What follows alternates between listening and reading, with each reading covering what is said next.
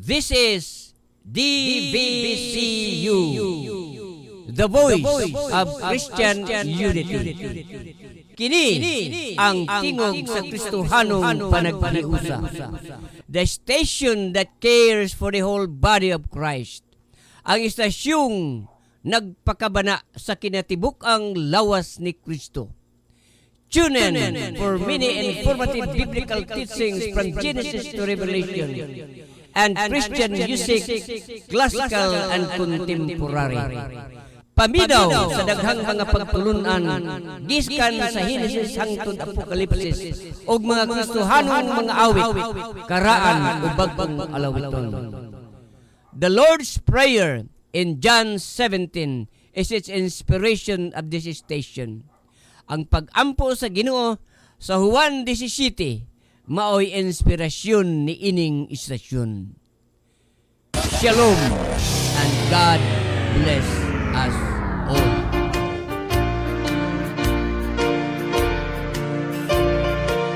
Narito na po ang programa sa online radio na kikilatis ano ang nasa isipan nila patungkol kay Manny. Si Manny po ay isang born-again Christian at nais niya maglingkod sa Diyos sa pamamagitan ng pagkapangulo ng ating bansa at lipunan. Is the Pacman God's candidate? Si Manny po ba ay kandidato ng Diyos? Si Pacquiao ba ang kandidatuhan Diyos? Itong programa po ay para sa mga nagsasabi na sila ay anak ng Diyos o born again, na naniniwala na ang Biblia lamang po ang tanging haligi ng katotohanan. Bilang mga anak ng Diyos, ano po ba ang ating tungkulin sa bayan at lipunan? Ahayaan po ba natin na ang sanlibutan ito ay patuloy na rindahan ng dyablo? Sabi ng Biblia sa 1 Juan Kapitulo 3, versikulo 8, ang gumagawa ng kasalanan ay sa dyablo, sapagkat ang dyablo ay nagkakasala na buhat pa sa pasimula. Ang anak ng Diyos ay nahayag sa dahilang ito upang wasakin niya ang mga gawa ng dyablo. Tayong mga anak ng Diyos ay dapat na tumindig at lipulin ng gawain ng dyablo. Sa ating mahal na bayan na walang ibang bansa para sa ating mga Pilipino, ilagay po natin sa palasyo ang ating kapatid sa Panginoon bilang isang forerunner of the coming kingdom of our King of Kings and Lord of Lords. Magkaisa po tayo na iluklok ang ating kapatid. Sabi doon sa Proverbs chapter 29 verse 2, when the righteous are in authority, the people rejoice. But when the wicked beareth rule, the people mourn. Si Pablo nagsasabi, of course, in Galatians chapter 6 verse 10 from the NIV, therefore, as we have opportunity, let us do good to all people, especially to those who belong to the family of believers. Hello po! Welcome! Narito na naman po ang ating bagong programa sa The Voice of Christian Unity. At siguro controversial kasi ito dahil baka sabihin ninyo na bakit si Pastor Libay pastor naman siya, bakit sasali ng ganitong sabihin natin laro sa politika. So ngayon pong hapon ay I will try my best. Even of course Pastor Nestor Pacolba and Pastor Darren, we will be speaking Tagalog. Kung hindi namin makaya ng Tagalog, mag-English o mag-Cebuano kasi hindi kami sanay ng Tagalog talaga. But the purpose of this program is to reach out to the Philippine island from Apare to Hulu. But of course, because of we are live right now on FB, Facebook, and later on we will be uploading this in YouTube. So this will be worldwide. Lahat ng mga Pilipino mo ay makakapakinig nito na ang ating pong tatalakayin ay isang controversial na issue na pinabagatan natin, is the Pacman God's candidate? si Manny po ba ay kandidato ng Diyos? Sabi ko pa doon sa ating introduction sa Waray. Of course, sinabi ko ng isang i-translate ito sa lahat ng ating mga wika sa Pilipinas, pero hindi ko na nakaya, walang tayong panahon. So, ganyan lang po. But at any rate, brothers and sisters in the Lord right now, we are here to deliver you a message or an issue that is very controversial today. At saka po ay alam na naman po natin na nasa we are now in the period of politics or the season of politics, at hindi natin mapigilan ang sa bawat isa sa atin ay meron tayong mga partido na ating kinakampihan, pagkakampi-kampi natin, of course. And it is sad that even we Christians are affected and influenced by this kind of feelings or emotion, to the point that kahit sa isang simbahan ay natural yan na magkaiba-iba yung kinakampihan natin, na yung pagtagad, yung concern natin, yung love natin ay nababawasan kasi nga hindi tayo magkaparehas. We Christian, kailangan po hindi dapat na mangyari po sa atin. Kasi alam naman po natin na ang Panginoon, yung mga aral ng Panginoon ng Biblia ay talagang tinuruan po tayo na of course that meekness, the word meekness there in the Greek actually is praotis or praos, which means that you must have to control your emotion. Na kahit nagalit ka o talagang ayaw mo sa kanya kasi nga yung kandidato mo, yung manok mo ay talagang sabihin natin ay sinira niya. He destroyed it because of talagang ganyan yung laro ng sanlibutan ngayon. But brothers and sisters in the Lord, hindi po dapat. Tayo mga Kristiyano, we must be civil. Yung bang we must have to respect others, nga to the point na kahit siguro masasaktan tayo, we must not have to retaliate, to as far as war of words is concerned. Tayo mga Kristohanon ay we have to preserve our integrity and our love for each other, that despite of our differences, we can still embrace one another. Amen? So itong programa po natin, inumpasa natin ay ang prayer ko na makapag-interview ako ng mga pastor patungkol kay Manny, kasi nga it is sad to say, ako ay talagang umiiyak yung puso ko dahil yung ministry ko na ibinigay sa akin ng Panginoon ay pagkakaisa. The name of my ministry actually is Building Bridges Ministry, to bridge the gap that separates the body of Christ, which is disjointed because of denominationalism. It is very evident, no? Hindi tayo nagkakaisa dahil ganito. Pero hindi dapat.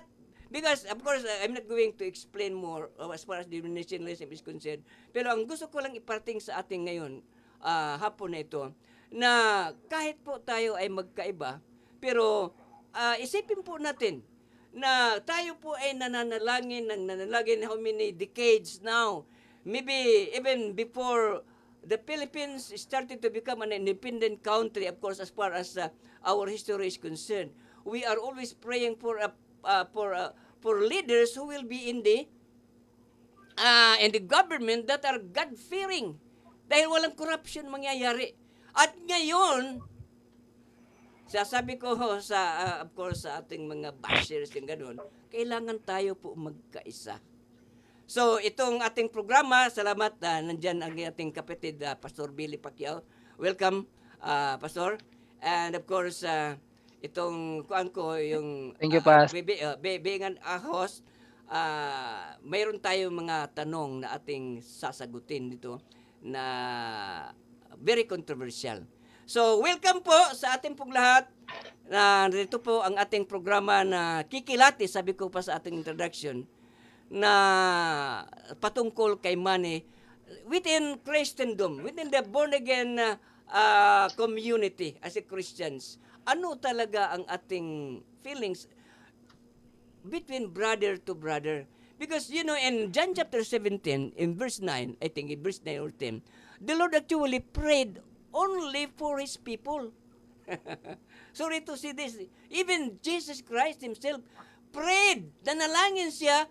Sabi niya ng Panginoon, hindi ako nananalangin sa mga nasa sanlibutan, the unbelieving world. No, He did not pray. But He prayed for His own people that they will be united. That's why, for me, sa aking sarili, I feel sad na, nalulungkot ako na hindi tayo magkaisa sa Panginoon sa pamamagitan ng ating, spiritual brother in the Lord. Ate po siyang kapatid sa Panginoon. Bakit tayo magkakawatak-watak na gusto natin? Walang isa na Kristiyano dito sa Pilipinas na hindi nanalangin na mayroon tayong leader na Diyos, makadiyos. Tunay makadiyos. Biblical ba? Yung biblical Christian. Hindi yung, sorry to say this, that can merely are claiming to be Christians, but are they really? Anong nangyari sa ating Pilipinas? Okay. Since then, alam natin na pa-down yung spiral natin sa ating development natin kasi ninanakaw yung pera. And it even becomes in my, sa kikinig ako sa mga politiko mismo, sabi nila, na ang rason na tayong Pilipinas ay hindi tayo umuunlad dahil sa korupsyon. Dahil parang, sabi nila, ang korupsyon sa Pilipinas parang tradisyon na. May mo sa Cebuano na sa politika karon puli-puli og tikas ang politics. 'Di ba? Sino ang makaupo diyan sa sa kapangyarihan na ninikas o nagnanakaw? Manay puli-puli tikas, walang humpay. It is a cycle. And it is now time, brothers and sisters, that this kind of cycle, puli-pulig tikas, mawala na. Paano ito wawasakin? Kailangan tayo ng makadiyos. Amen? Tunay na naglilingkod sa Panginoon. Amen. Ang ilagay natin dyan. Because 100% yung pagnanakaw na ikot-ikot lang sa mga politiko, mawawala yan. Kaya ngayon, mga kaibigan, umpisa na po natin, parang 1 oras na siyata ako. Okay lang mga pastor, no?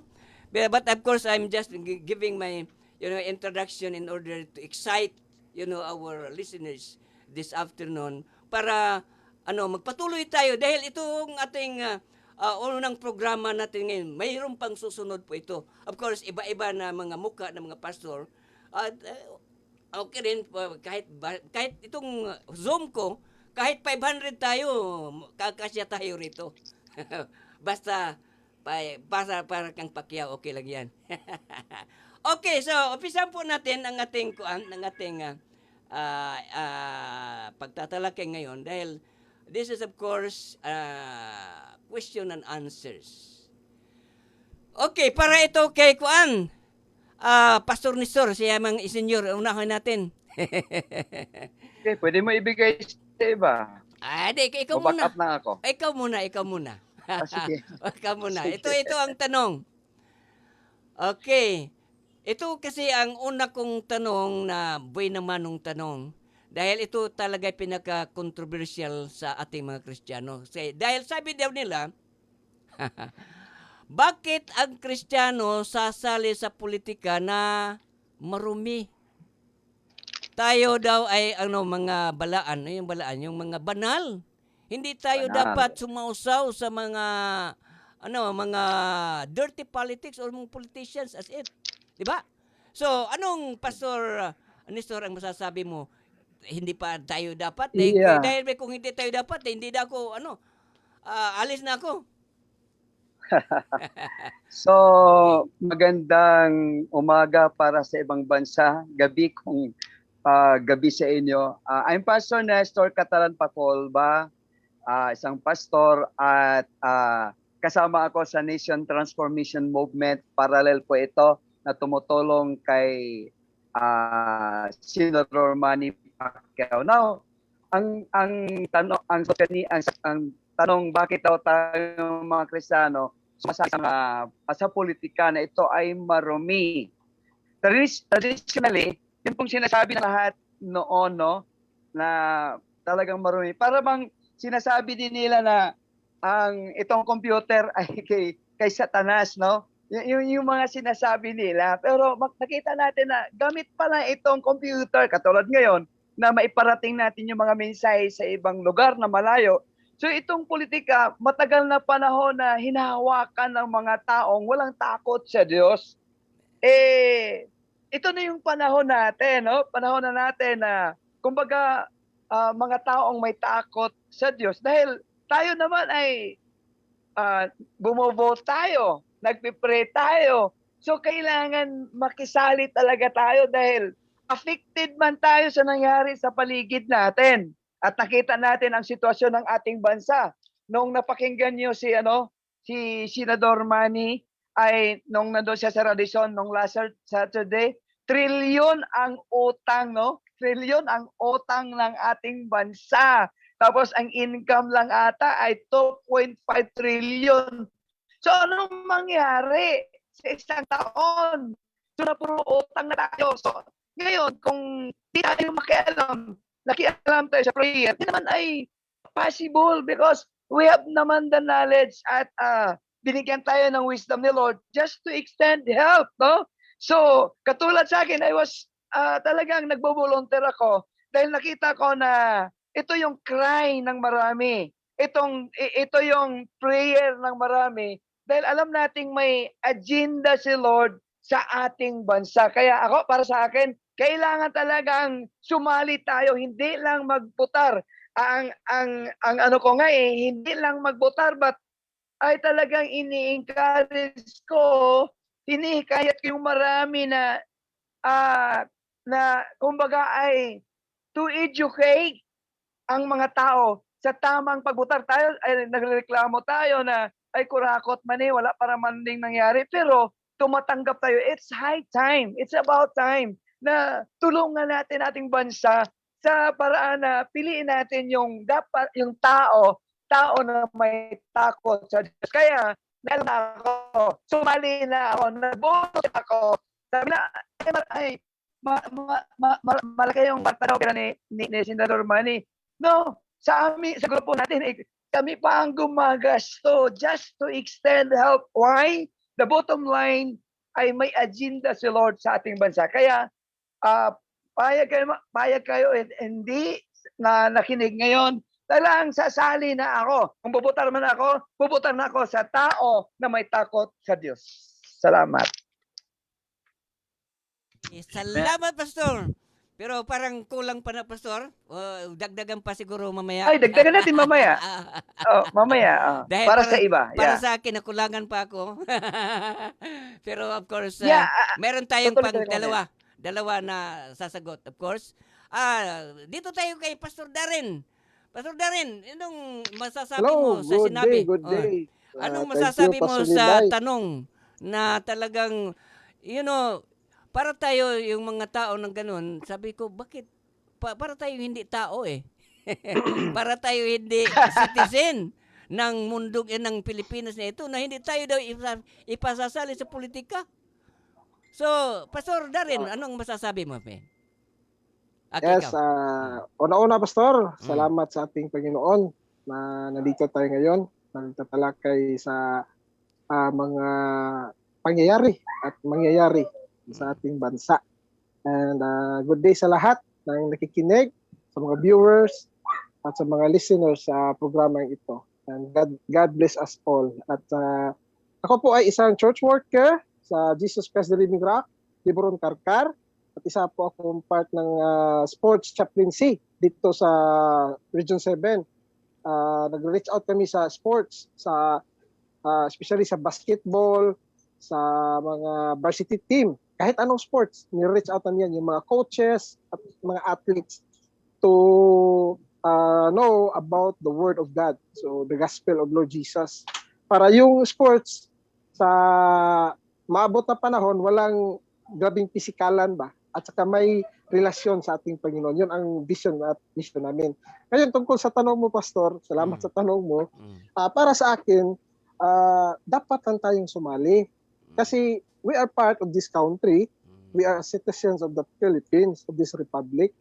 And nasa Word of God yan sa Romans chapter 13, na we must submit to the authority. Then, yung authority or isa sa batas natin, kapag tayo ay citizen ng bansa, lalo na sa Pilipinas, may right tayo na sumali at bumoto kung sino yung dapat na maluklok sa pwesto. Buti nga tayo sa bansang Pilipinas kasi lahat pwede makaparehistro para makaboto. Sa ibang bansa, hindi ganyan So may state, katulad sa US, state, particular state lang na pwedeng bumoto. So para sa akin, isa itong pag-submit sa authority which is established by God. Nakasulat yan sa Roma na sinasabi ni Apostol Pablo.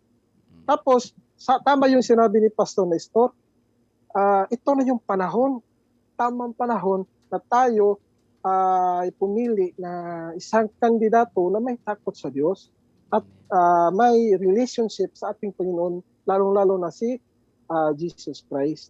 Kasi yan ang mga goal natin na mga ministers of God Yan ang purpose natin dito sa sanlibutan, lalo na sa ating bansa, na ipalaganap natin ang pagmamahal ni Jesus at ang kanyang gospel, yung magandang balita para sa lahat ng tao. At isa yung advocacy ni Senator Manny Pacquiao, na bibigyan na ng parte niya ng platform niya sa pagsali niya sa politics. Para sa akin, maganda yan, Pastor. Kasi yan ang sagot sa lahat ng problema ng tao. Kumbaga, una-una sa corruption. Kapag nakabasa tayo ng salita ng Diyos, so kapag tinatch yung heart natin, so makukonvict tayo. Kasi iba kasi yung walang relasyon sa Panginoon, hindi nagbabasa sa Bible. So wala siyang idea, kahit anong gawin niya, okay lang sa kanya, kahit kasalanan. So yun ang problema. Para sa akin, dapat sumali tayo as a Christ believer. And malaking impact yan sa ating bansa. Lalo-lalo na sa ating church, sa body of Christ at sa church.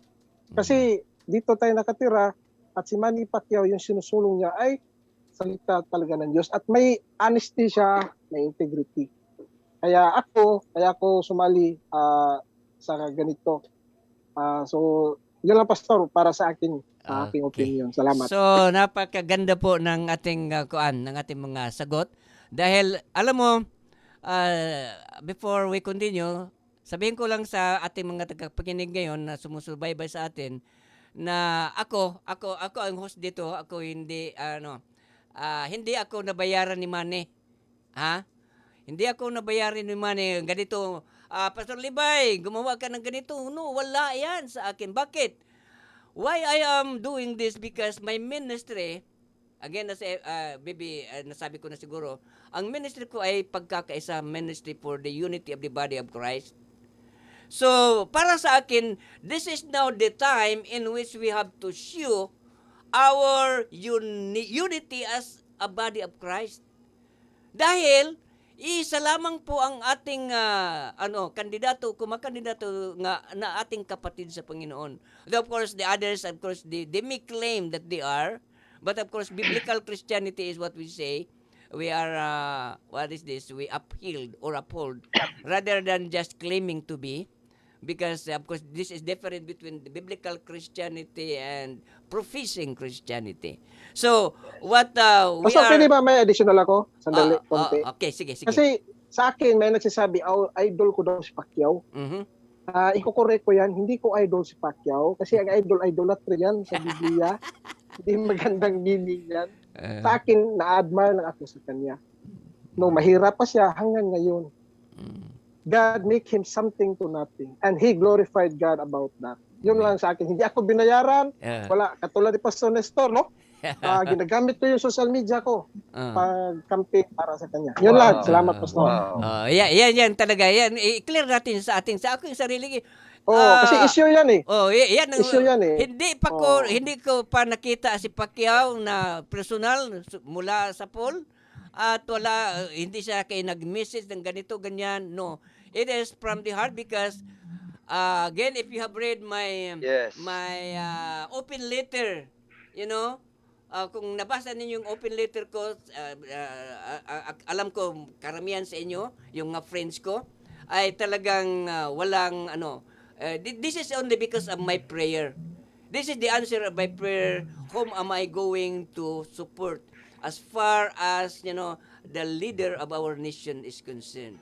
So, yan po. Hindi, mayroon pa tayong kuan. Pero, Pastor Billy, marami tayong oras dahil kahit magbuntag tayo dito, okay lang.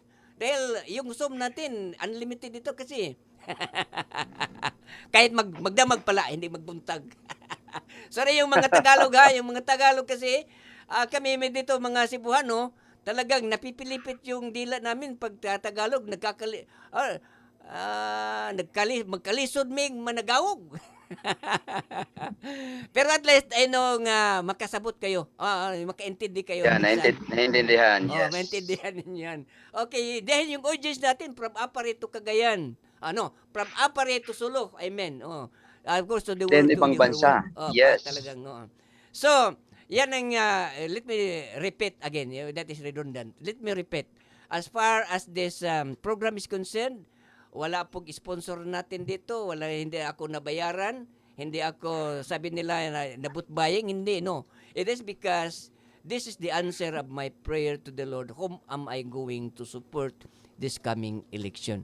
And, hindi ko nasasabihin sunod na lang. Because if you are going to read 1 John chapter 3 verse 16, Jesus said that, John, the beloved, says that, we have to love our brethren, we have to lay down our lives for the brethren.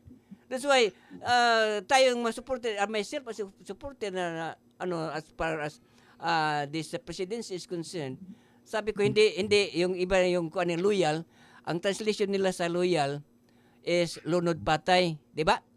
Lunod patay ta, loyal ta. Pero hindi ibalhin ako kay lisod kung patay na ta di na ta ka butar. Lunod buhi. Lunod buhi. Dili lunod patay ha. Kadi ta ka butar. Lunod buhi ta. Kita mga loyal Yes, tama. Mga loyal diha sa pagsuporta sa atong hinigugmang igsuon sa Ginoo. Di lang ko pasulti Pacquiao kay iba sa igsuon lang sa Ginoo kay ang uban basta makadungog Pacquiao ma-allergy ba? Maglagot na sila kadungog Pacquiao bisag mga Kristohanon. Yes, Muslim yes. sila Kristohanon. Sorry to say this, brethren, money ang gikagool nako. It pains my heart. Actually, because as far as my ministry is concerned, again, the Lord has given me burden for the unity of the body of Christ. At sinasabi ko ito palagi, na kayo mga pastor, kayo mga evangelist, siguro mga apostol, anong naka sa papal ministry, binigyan kayo ng burden ng Panginoon, maybe to cry for the souls to be brought into the kingdom. Sa akin po hindi. Hindi ako pinaiyak ng Panginoon para yung mga kaluluwa madala sa kaharian. That is yours. Sa akin hindi. Pinaiyak ako literally ng Panginoon para magkaisa yung body of Christ. Yan ang burden na binigay sa akin. Literally. Nung tinawag ako ng Panginoon sa ministry na ito. At even during my prayer time, God hindi ko mapigilan umiyak. Bakit? Yung mga anak ng Diyos na body of Christ, the family of God is disjointed, kaiwalay. Mag-away-away, palaging debate, Trinitarian, Oneness, Baptist, Pentecostal, limited. Walang pagkakaisa. Kaya ngayon, dapat sana mga kaibigan o mga kapatiran natin dahil itong ating programa ay para talaga sa mga born again Christian. And when I say born again Christian, I do not Amen. limit even whatever denominations are. There are Roman Catholics that are actually born again Christian. So, hindi natin limitahan ito. So, as far as religion is concerned. So, marami na akong dada, ano yung sinasabi, dito tayo kay, Pacquiao pala ito. Salamat sa Ginoo, hindi tayo nag-iisa. So, Pastor, magpakilala ka sa iyong sarili at yung tanong siguro, alam mo naman yung tanong na, pakilala ka sa iyong sarili, pagkatapos, of course, sagutin mo yung tanong na inumpisan kaniya. Okay, take it away, Pastor. Good afternoon mga pastors, mga listeners. Yeah, can you hear me? Yes, Yes. loud and clear. Okay, thank you. By the way, my name is Billy Pacquiao. That my nickname is Billy, but my real name is Jaime Pacquiao Jr. And then I'm associate pastor sa Heaven Service Church Inewan sa may Inewan Pardo. Kasama kami ni Chap ni Pastor Darren na future pastor soon sa basketball ministry. Ako din yung basketball ministry sa church namin. Basketball. And then Sige. Kaya nasuslok na ko. Sige, bayan na padayon. So yun, we encouraging youth na hindi lang sila maglalaro ng basketball, at same time may relasyon din sila sa Panginoon. Yun ang goal namin, na makuha natin yung mga young people, especially yung mga athletes. And then sa question kanina, everybody or everyone can be a president. So kahit sino pwede mag-ambisyon na magiging presidente. How much more Senator Manny Pacquiao? 'Di ba? Yung qualification niya talagang pang-president talaga. It's not because I am a Pacquiao also, but yung puso niya at saka yung mga plataforma niya na gusto niya yung trabaho ang maghahanap sa mga tao. Hindi ang mga tao ang naghahanap ng trabaho. That's the number one na gustong-gusto ko talaga. And then to lower the corporate tax. Bakit? Kasi sabi niya, yung karatig bansa natin, yung mga corporate tax, mga mga nasa 12% something, less than 20%. Sa atin more than. So if our corporate tax is lowered, so more investor will come in sa bansa natin. So maraming trabaho. Katulad ng Malaysia, kasi galing din ako Malaysia. So ang Malaysia maraming trabaho. That's why nag-i-import sila ng mga tao as an OFW. Kinuha nila yung mga Vietnamese, Filipino, mga Nepal, kasi maraming trabaho, kulang ng tao. So yan ang gusto ni Senator Manny Pacquiao, na ang trabaho ang maghahanap ng mga tao. So that's number one. And then yung corruption talaga, I know, since hindi pa ako nasilang, nandyan na talaga yan. But thanks be to God na may Senator Manny Pacquiao na gusto niyang yung butas, gusto niyang i-shield yung butas para yung pera ng taong bayan pupunta talaga sa infrastructures or saan man gagamitin, sa health ba, sa magagamit talaga sa taong bayan. So Senator Manny Pacquiao is much more qualified to become a president. Okay. And then isa din sa pinaka gusto ko kay Senator Manny, kasi meron siyang Panginoon sa puso niya . Kasi kung wala niya ang Panginoon, kung wala niya si Jesus sa buhay niya, even though I am a Pacquiao also, I will not support him. But because he is a genuine Christian, I will support him, number one. Yon lang. So yun lang, Pastor. Baka Okay. So actually ang ating tanong ay bakit tayo? So one of your reason is because kailangan, okay? Kailangan tayo sumausaw. Gamitin tayo yung salita sumausaw dahil mas maganda ay talagang lulubog tayo. yung ating kabuuan sa parang lumulublob tayo na talagang sasabi nila kung ikaw ay naligo, maligo na lang kuan lahat yung sasabi ng iba na kung ikaw imbitahin ka magkain, kain ka lang ng talagang kain, hindi lang kunti dahil parehas lang yan. Kaya kung ikaw ay magsusuporta sa isang kandidato, lubos-lubosin na natin. That's why that is what we are doing right now, even other supporters. Though of course, sometimes we are passive. Hindi tayo, ito lang ang masasabi po namin sa ating lahat, mga tagapakinig, na tayong mga Kristiyano, o tayong mga Kristiyano naman talaga yung audience natin, na hindi tayo, mapareho o maparehas, o ano yung Tagalog sa maparehas? Mao na? Sakto na?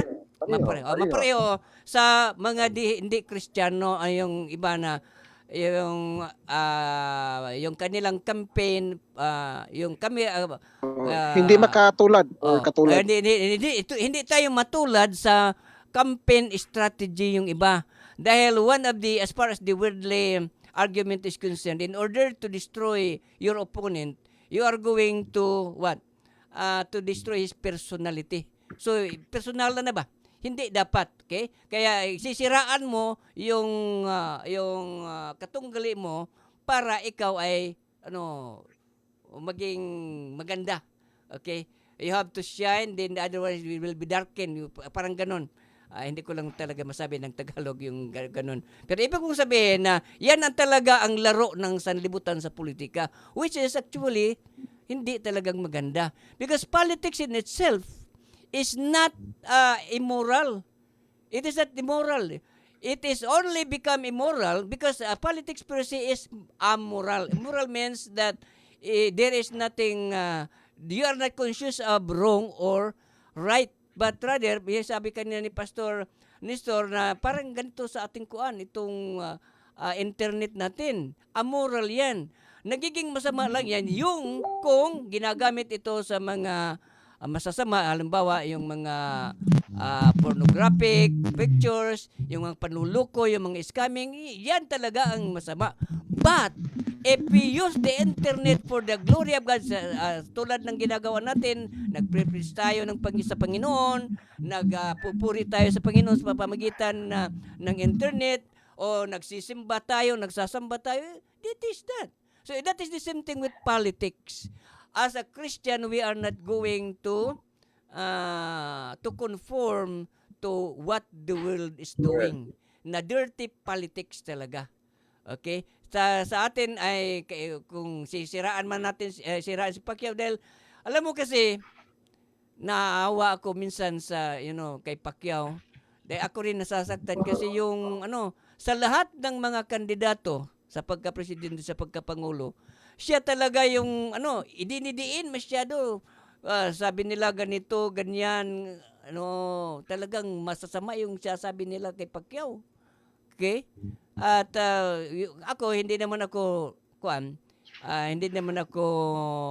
pinipigilan ko lang yung sarili ko. Hindi ko nagpo-post o I do not answer them in retaliation, but rather Biblia lang ang sasagutin. Ganon. So, ganyan lang po mga kaibigan na ating as a Christian, hindi tayo gumaya. Yan ang tama. Hindi tayo gumaya sa mga ginagawa ng iba na talagang walang Kristo. They may claim that, but of course, we know biblical Christianity. You know that. Naturuan po tayong lahat sa Biblia, tayong mga tunay na Kristiyano, na hindi dapat tayo lumaro sa mga laro ng sanlibutan. But rather, we are going to be aloft. Yung bang, as far as the word holiness is concerned, because we are holy, actually become holy, we are separated from what the world is doing. That is what we need today as a Christian. May mo tayo example sa mga hindi mga Kristiyano as far as politics is concerned. Despite ang ginagawa ng iba, talagang ganyan, parang gusto sila ang tumaas, umangat, ididiin nila yung isa. Oh. At talaga pong hindi yan maganda. Kaya tayo, yan ang Pastor Nestor, yan ang sasabi ko sa iyo noon pa, na kung mangampanya tayo, hindi tayo magninira ng mga kandidato kahit sino, bagkos ay ipananalangin natin sila na madala sila sa Panginoon. Okay, saan naman si Kuan? Si Pastor Billy, wala na. Parang Kuan niya. Nawala yung signal, Pastor. Para walang signal siya. So, Babalik siguro yun. okay, so dalawa lang ang kuan natin ngayon, ang ating tatalakayin, dahil wala na tayong panahon. Mayroon siguro tayo mga kuan pa, mga appointments at ito lang yung tanong. Ano po sa tingin mo ang kalagayan ng ating bansa ngayon? Unahin natin ating senior, Pastor Nestor. Imimix ko na lang kasi Sige. parang dagdagan ko rin yung kanina kasi nakita ko tatlo kaming magsi-share. So, iniksian ko. I-mix ko na lang. Okay lang sa Okay lang, tagapagpakinig. Okay Yes, lang. okay. Okay. Now, sinabi ko kanina na we are praying, we are crying for our nation. Tayo, especially, tayong mga pastor, siguro ito yung tanong, Pastor Levi, bakit pastor nakisali? Ay hindi naman lahat ng pastor. Yung lang may gift or may kakayanan, may talagang na kumbaga di naman lahat. Kasi nung ay kinausap ko agad yung bishop namin. Sabi ko na edad ko ay 59, pwede pa akong sa Cebuano pa, pwede pa akong maglangas-langas, pwede pa akong magamit, baka sa next election ay nakaupo na lang ako. Nakita ko, ito na yung tugon, no? Ito na yung masabi nating answered prayer. For how many years you are praying for a righteous leader? Tapos tanong, ang mga pastor ngayon, they are still praying for a righteous. Sabi ko, nandyan na. Tinugon na ni Lord. Ang prayer na natin, paano natin siya tutulungan ayon sa yung heart ni Pastor Levi na magkaisa. No, we need to be united para ilagay natin, no? Na maintindihan natin as pastor katulad natin, parang sa panahon ni Nehemiah, 'di ba? Sa panahon ni Nehemiah ay 'di ba yung nagkaroon ng wall, 'di ba? Rebuilding the wall, 'di ba? Yung kanang kamay sword. That will represent our church. Na, 'di ba? Talagang yung church mo, iingatan mo, okay, pagpapatuloy natin. But the other hand, yung kaliwa mo ay possible ito ay bricks or hollow blocks. Ang ibig sabihin nito, sa kanan ay ang church, sa kaliwa ay for the nation. 'Di ba? We can extend the anointing of God para sa bansa natin. Alam kong meron tayong kakayanan kasi maraming mga tao ini-interview ko, out of 10, talagang neutral, ang 2 neutral, ang 8 ay talagang meron silang minimensyong, sabi ko, alam mo ba, dating araw, pag di ka maging maingat, ang lalaki, kakasalin ng lalaki, magkakasal ka ng lalaki, puro lalaki. So we need to be careful. Why? Dahil dating ang araw na, babae ay ikakasal mo. But when it comes to Senador Manny Pacquiao, grabe. No? Grabe yung heart niya. Kung baga ay desire niya na yung nabanggit kanina ni Pastor Darrell na talagang may sakutuparan yung plan ng Diyos. No? Yung plano ng Diyos. Why? We are now in the last days. No? Ang church ay nag-start ng fire. Makita at mabasa natin sa Book of Acts yan, on fire, at babalikan ni Lord. Kasi yung ating maraming mga audience natin ay mga believers ngayon, no? Sana may mga hindi rin, pero maganda na rin to, na babalikan talaga ni Lord yung church na on fire. Pero di man tayo magiging on fire kung di tayo nagkakaisa. Di po ba, Pastor Levi, di ba? Nagkakaisa. Sabi dito, ibubuhos ni Lord yung former and latter rain. Sa Joel chapter 2, in the last days I will pour out my spirit unto all flesh. So, ibig sabihin, babalikan ni Lord ang church, ang iglesia, na nag-aapoy ito. at ang bansang Pilipinas ay mayroong destiny that we might be a channel of God's blessing. No, magiging ano ito yung kumbaga ay sending missionary launching pad ng mga manggagawa to other nations of the world. So ibig sabihin na makialam talaga si Lord dahil mayroong prophetic destiny ang ating bansa. At nakita ko, kaya tanong kayo na, why Pacquiao? Nakita ko na siya lang ang possible gagamitin ni Lord for revival and transformation. Amen. At the prophetic destiny of our nation. Bakit? Bakit ko nasabi yan? Dahil, ang ano nga, sabi nga, di naman siya marunong. Yung English niya kulang-kulang eh. Yung ibang bansa nga rin, di naman magaling mag-English, pero ma-onlad yung bansa nila. 'Di ba? Kung baga, sabihin ng marami na, hindi, bata pa siya, dapat kahit na vice president or ano, di pa kaya. Well, sa Bible, 8 years old, no, si King Josiah, sa Chronicles chapter 34, si King Josiah, naging king of Israel sa edad ng 8 years old. Bakit ko nirali si Senador Manny Pacquiao? Because I consider him as a Bible believing, no? As a Bible believing, may takot sa Diyos, passion niyang tulungan at iangat ang mahirap, nabanggit yan kanina, iangat ang kabuhayan at makapagtrabaho ang maraming Pilipino, yung moralidad ng tao, siyempre may iangat yan. Okay, galing diyan siya sa mahirap, pero umangat, at yun din ang gusto niyang mangyari sa bansa natin. Siyempre galing din siya sa bisyo, no? Galing siya sa bisyo, magsilbi rin itong inspiration at ng marami na pwede palang mabago ang isang tao at gumuhit ng kasaysayan. Tandaan natin, di lang sa ating bansa, maging sa kasulok-sulukan ng ating daigdig. Senator Manny Pacquiao served as inspiration sa marami. Sino ba yung mga noon pa at ngayon? Sino ba yung tao na nagdala ng karangalan sa ating bansa? Isa lang, Manny Pacquiao. At sabihin natin na hindi niya kayang itabing mo nga siya ng pastor eh. Minsan mahiya pa kami mga pastor. Look at him, Manny Pacquiao, Senador Manny Pacquiao. 10 years from now, iba na siya ngayon kaysa noon. Itabi mo siya ng pastor. Grabe, ang dami ng memory verses niya. Tandaan natin, marami ng men of God sa Maynila bumaba just to mentor, just to extend help kay Senador Manny Pacquiao. Kaya yun ang dahilan kung bakit nirally ko. Tandaan natin, naranasan na nating presidenteng lawyer, military, economist, diba? Ekonomista. Pero tingnan po natin ang bansa natin ngayon. Hello? Tingnan po natin ang bansa natin. Sabi ko nga kanina, trilyon ang utang ng Pilipinas. Napakinggan ko lang yan. Correct me if I'm wrong, pero trilyon. For me, bakit din natin subukan si Senador Manny Pacquiao? Nung congressman pa lang siya, tumutulong na. Lalo na nung nasa senador siya.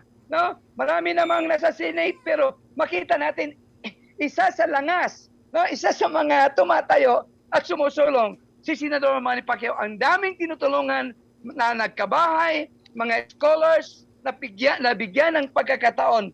Kaya nakapagbigay ng karangalan sa ating bansa at alam kong siya yung masabi nating answered prayer para sa marami.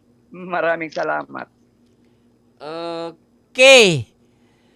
Pagkarindot mga kaigsuunan. Okay, nakalimot ko rin. Cebuano naman punta. Tagalog pala tayo. Nakamute ka po, Pastor Levi. Ay, pala. Sorry. Nakamute mo kayo, Pastor Levi. Okay. Narinig ko. Okay, sorry.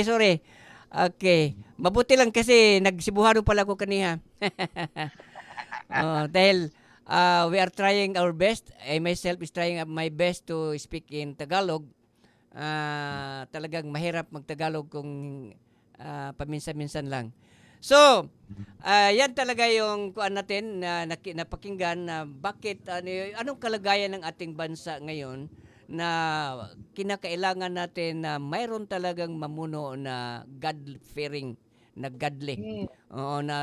Dahil alam na natin yung history natin. Yung isasabi ko kanina na parang yung corruption sa atin sa Pilipinas ay Sabi nila, Ay, nahimong tradisyon. Lantaran. Oo, tradisyon na lang.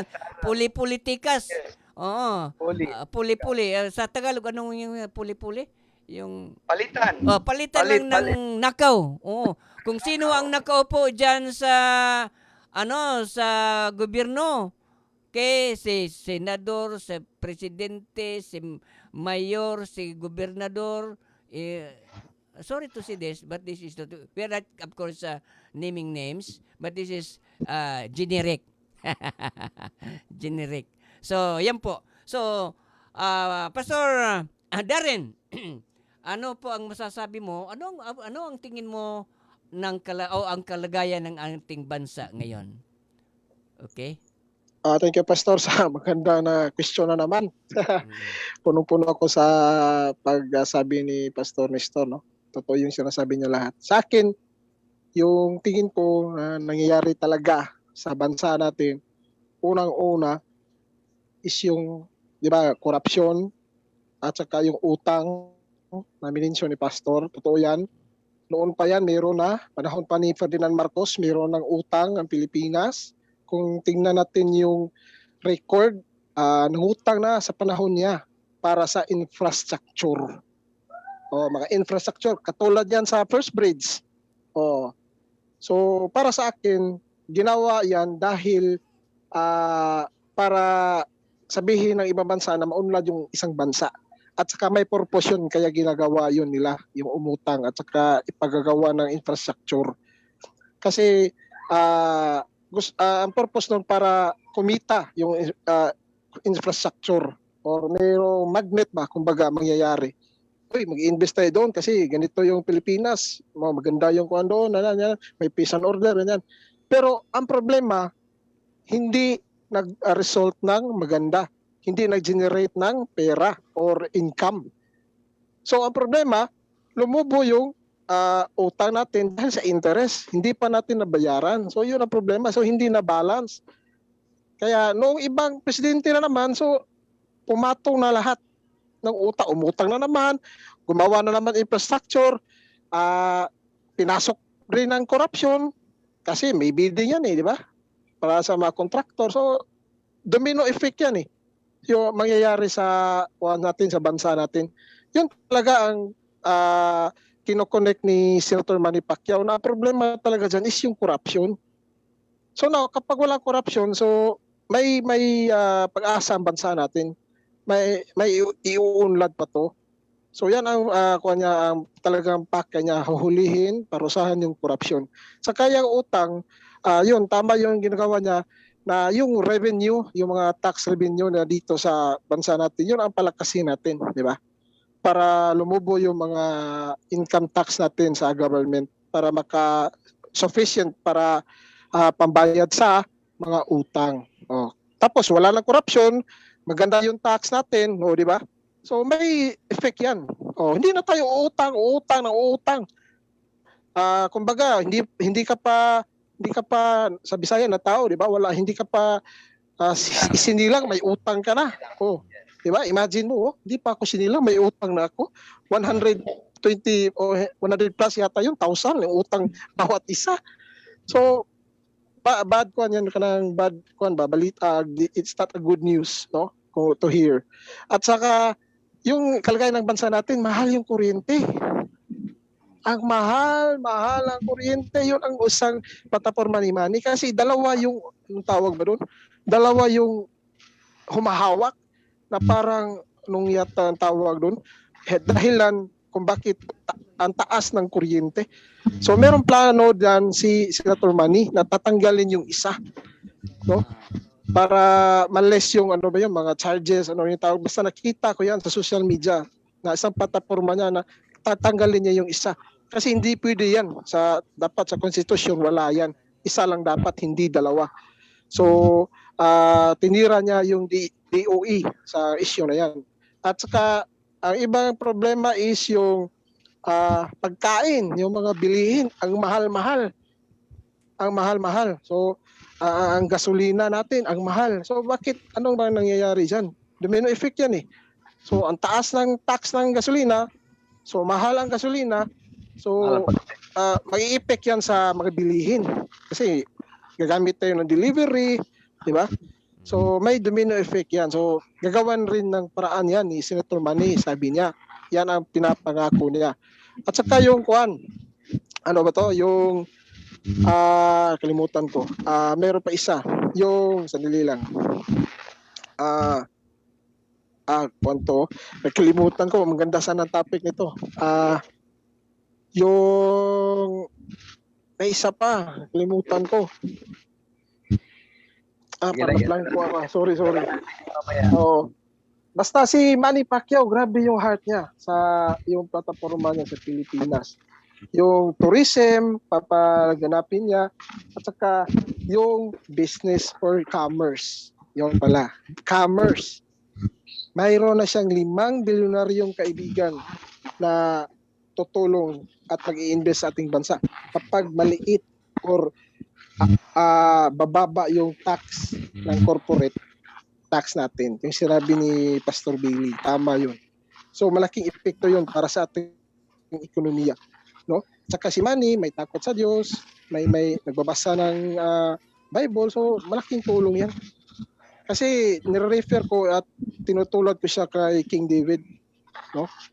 Inanoint si King David hindi dahil sa outward appearance niya, but because of his heart. And nakita ko yan kay Manny. The heart of Manny Pacquiao is a heart na nagulong sa ating Panginoon katulad ni King David. And King David is a warrior. And Manny Pacquiao is a warrior too. Kapag nalaman niya na may corruption, sigurado may lip hook yan at uppercut, di ba? May Bible pa, no? Word of God, at saka may kamao pa, literally. So yun ang gusto ko. O kapag malaman niya, ipapakulong niya talaga eh. No? So yan ang issue natin ngayon sa ating bansa, Pastor. Yan lang. Okay, thank you. Okay, very good. Sino itong kuan natin? Meron tayong 5032. Sino ito? Pwede magpakilala. Hindi ko dihan na si mo ha. Okay, siguro ito ay find the name. Okay. Hallelujah. Okay. Patra, atong girib to ba sige. Wato kaila to. Okay. Arita kang kuan. Dito tayo kang Pastor Billy. Ano ang masasabi mo sa ating kalagayan ng bansa natin ngayon? Bakit kailangan tayo ng Pacman? Yeah. Dalawa lang masasabi ko, Pastor. Kasi sinabi na lahat ni Pastor Nestor at saka ni Chaplain Darren. Sa akin lang yung kahirapan talaga. Kikita mo kahit saan nandoon ang kahirapan. So gusto ni Senator Manny Pacquiao na first lahat mayroon trabaho talaga. Para until such time yung gobyerno tutulong sa mga mahihirap, especially for those in the challenging area, no? I will not call it a squatted area, but a challenging area. Katulad namin, nandito kami sa challenging area, pero gusto ni Senator Manny Pacquiao na yung tahanan ng bawat Pilipino is talaga, yung safe, marangal, at saka talaga, number one, yung safety talaga. Kasi ko din sa Malaysia, yung mga mahihirap lang doon, naka-condominium 'di ba? So bakit hindi magawa natin sa Pilipinas? Kasi yon, number one, corruption. Yung mga pera ng taong bayan, hindi natin alam kung saan napunta. 'Di ba? So yon, ang kahirapan dapat talaga masugpo yan, at pwede naman. Alam na ni Manny Pacquiao yan. Si Senator Manny Pacquiao, matalino talaga yan. Alam niya, at saka yung puso niya gusto niya yung mga mahirap nating bayan, gusto niya na matikman yung normal na buhay ba. Kasi to be honest, if you're in the challenging area, there are people na 2 beses lang kakain. Some people nga 1 beses lang. Kasi may mga church mate din kami in the dump site area, by the grace of God, sinusuplayan naman sila ng Panginoon. Pero yun nga kailangan mo talaga magbasura. So hindi gusto ni Senator Manny Pacquiao yan na ang iba nakakakain sa 3 beses sa isang araw, pero ang iba hindi. Gusto ni Senator Manny Pacquiao lahat equal, either you are rich or poor or you are in the middle. Yun ang kahirapan talaga, number 1. Yun ang gusto ni Senator Manny Pacquiao, na magkabahay tayo. Although hindi talaga house and lot, kahit same sa Malaysia at saka Singapore, yung condominium type. And then the good thing with that is yung safety. Even our barangay tanod can do a roving in that area. Kasi sa atin, if you're in the challenging area, yung mga barangay tanod hindi na papasok sa mga eskinita, di ba? Takot na. Kasi yun nga natakot na, hindi safe, especially there are mga sindikato doon. So if you are if Senator Manny Pacquiao will push through this, gusto niya magkabahay tayong lahat, na gusto niya na yung in the challenging area gawin niya yung mga condominium para yung city natin maging malinis na. And then number 2, yung trabaho talaga, Pastor. Kasi there are people may trabaho, there are people so walang trabaho talaga. So gusto ni Senator Manny Pacquiao lahat ng Pilipino even. Hindi kasi meron kang backer, makapasok ka. Gusto ni Senator Manny lahat may trabaho. Kung makulangan pa tayo, hahanap pa nga tayo sa ibang bansa to produce workers like the other countries like Saudi, the imported people coming from different countries. So yun lang yung kahirapan, yung status ng buhay natin ngayon. Marami din naghihirap from simula pa yan sa mga previous president, although we are not blaming the our former presidents kasi hinalal naman sila ng mga sa taong bayan. So ang atin lang is this coming 2022 na sa lahat ng nakikinig ngayon, sana wag nyong ilo-lockdown si Senator Manny Pacquiao kasi may puso yan. Wag kayong malinlang sa yung magaling magsalita, yung parang maginoo or parang siya sa sa madla ng people, parang ito na nga, pero si Senator Manny Pacquiao from scratch until now hindi niya nalilimutan yung saan siya galing. So yan lang, Pastor, sa akin yung kahirapan at saka yung trabaho talaga. Hallelujah. Amen. So wala na po tayong panahon, mga kaibigan. Tatapusin na po natin itong ating programang ito. At sana ay sumubaybay kayo. I will be uploading this in YouTube, and I have our channel is Studio DVCU PH. Studio DVCU PH. Pwede ito makapanood doon sa YouTube. So salamat, Pastor Nestor. Salamat, Pastor Darren. Salamat, Pastor Billy. At sa sunod ulit sa pag-invite ko, of course, I am still arranging our schedule kung kailan tayo sunod at sino ang makakasama ko. Pero tinitiyak ko na tuloy-tuloy ito hanggang Mayo. Amen. Na tulungan tayo ng Panginoon na at least 2 or 3 times tayo may programang ganito. Yung iba, hindi natin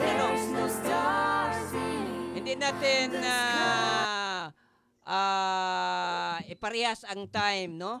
Dahil yung iba, yung mga kasama natin, hindi sila available sa ganitong oras, baka available sila sa gabi. Pero sa gabi, parang hindi ako available dahil meron akong prayer meeting nightly. So, gusto ko sa umaga, siguro umaga at sa hapon. Pero kung sa gabi, kailangan mag-umpisa at least mga 7 to 8 ganun. Dahil pagka 9, meron akong nightly prayer meeting.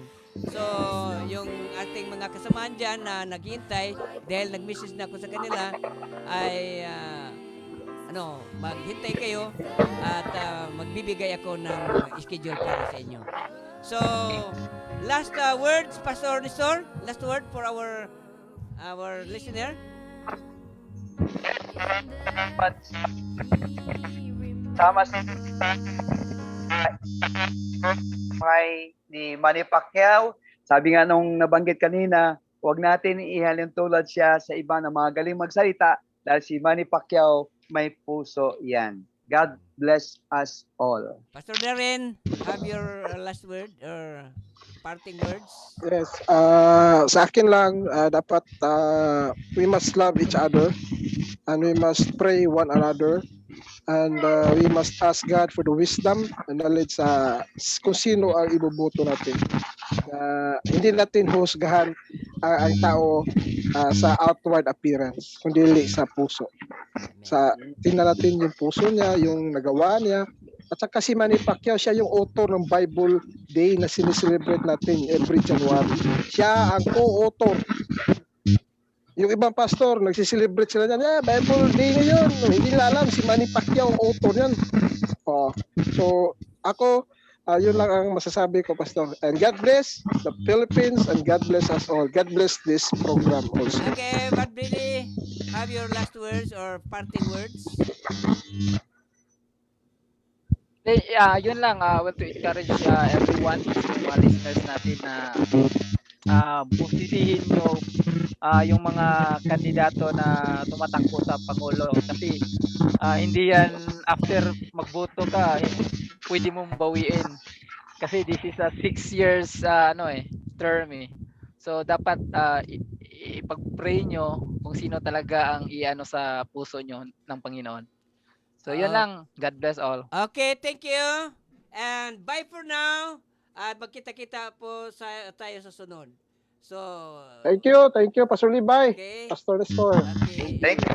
Thank you, Pastor Levi, Pastor Billy. Pastor Darren, at Pastor Nestor.